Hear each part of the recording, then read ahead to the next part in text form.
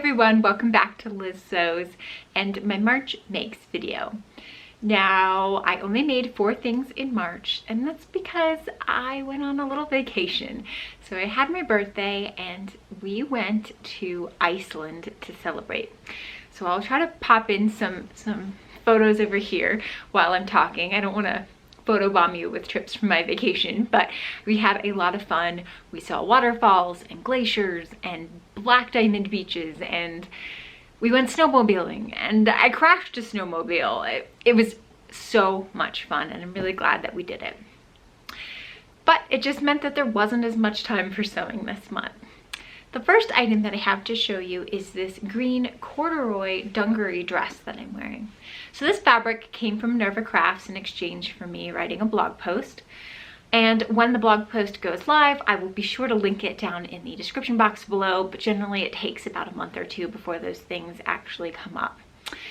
So this corduroy fabric, when I had asked for it, I think I was originally planning on doing a pair of pants.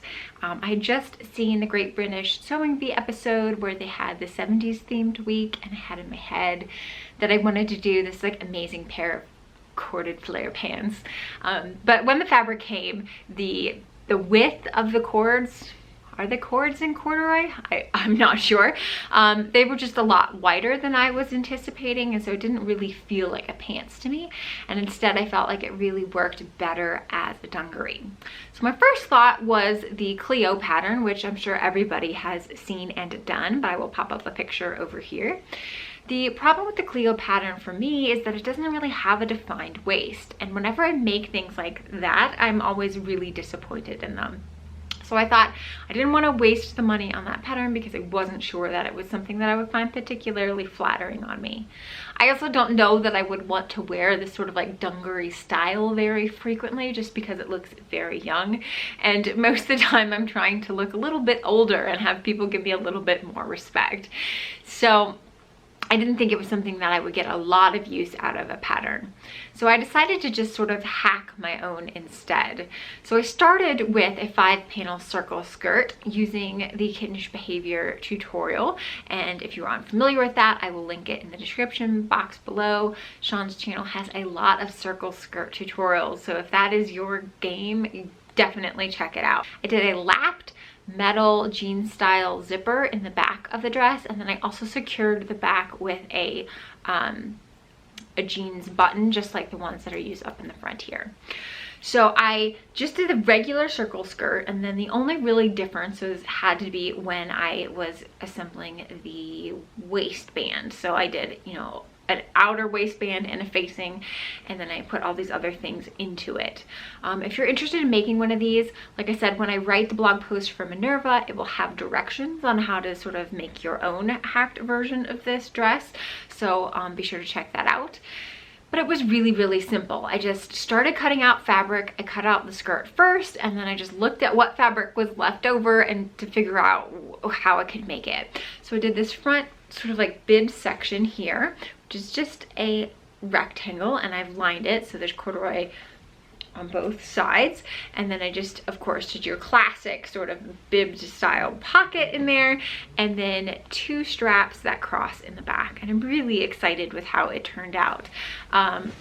I do think it looks a little bit juvenile, but I still think it's really fun, and it's something that I wouldn't necessarily have made otherwise. I'm excited to sort of branch out and try something new.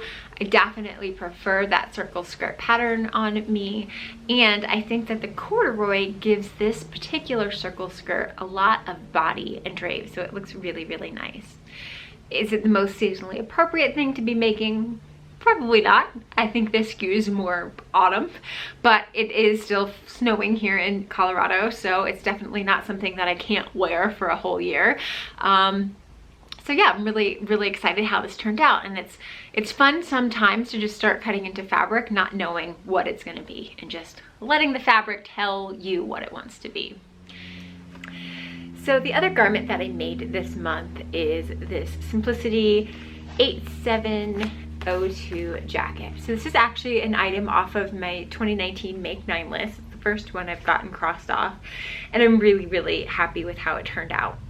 Initially I was thinking of just copying the picture directly and using those colors, but then I started just playing around and looking and see what was available, and I actually ended up with this instead. So what I did is I just took a snippet tool of the line art from the Simplicity website, and then I was able to just use the Paint app on my computer to sort of play around and color block. And so I'll put up what I had come up with there. So the fabric is all Ponte di Roma, and I purchased this from Fabric Warehouse Direct. I did look at Stylish Fabrics, which had a lot better pricing, but I couldn't get all of the colors that I wanted all in the same weights, and I thought that was important to make sure it hung correctly, that everything was the same weight. So I ended up going with Fabric Warehouse Direct instead. So the main color is actually a charcoal gray. It's reading a little bit black on the camera, but it is just a really dark gray. And then I used the seafoam and white Ponte, and then I lined the interior with a lining that is also in that seafoam colorway. On the sleeves, I actually used my cover stitch machine for the first time. I don't know if you can see it, but there's actually a line of stitching that goes on either side of that color stripe that comes down the sleeve. So that looks pretty good. I wish I had used my cover stitch a little bit more when I was making this jacket, but since it's a new machine, I was like not thinking about when I needed to do things. I would have liked to have cover stitched around the ribbing on the hem, but I had put in the zipper before I had thought about it, and then I was like, oh, I don't want to go back and do it because then you're ending whatever. So I didn't get the cover stitch in as much as I would have liked, but I'm really happy with how this jacket turned out. I think it's super comfortable. I like that it's a little bit more streetwear style, a little bit more contemporary looking, and I absolutely love just playing around with the color blocking. So after I made that, I did one bra set this month. So I used the lime green and fuchsia dot lace, which I have shown you guys previously that I purchased. So this is using all findings that I purchased from Bravo Bella bras in the lime colorway, and then the lace came from Beware. I'm really happy with how this turned out. It was actually snowing the day I made it, so it's kind of like ironic that I'm making like such a quintessentially summery colored bra and it's snowing outside.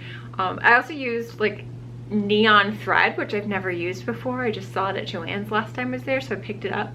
But the neon thread actually goes into this lace almost perfectly and you can't see it. So this is using the Harriet bra pattern. If you're interested in making a bra like this yourself, I will try to link up in here my tutorial for doing the Harriet bra pattern, and that pattern is made by Cloth Habit. And then to go with that, I did a pair of briefs. I actually did a tutorial on making these, but I didn't shoot it very well. It's actually really poor quality, so I'm not sure if I'm gonna upload that or not. I have to look at it once I go through and edit. But just a very simple briefs. I used fold over elastic on the leg openings and then this wide elastic along the waistline, which is something I've never used before.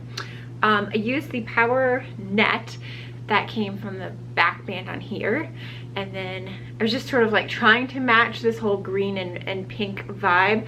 So they look like they go together, but they're not. I mean, they're not like matchy sets because I just didn't have enough lace to finish it out. But I'm really happy with how this waistband elastic turned out, and I can't wait to use this on some other panties.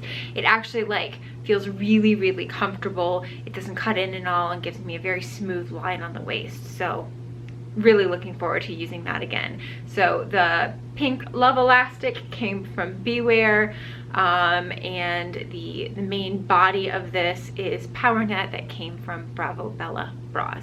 And I will try to link all of those places in the description box below. So that is all the things that I have made in the month of March. I did pick up some fabric, so I'm still like chugging ahead on my Make 9.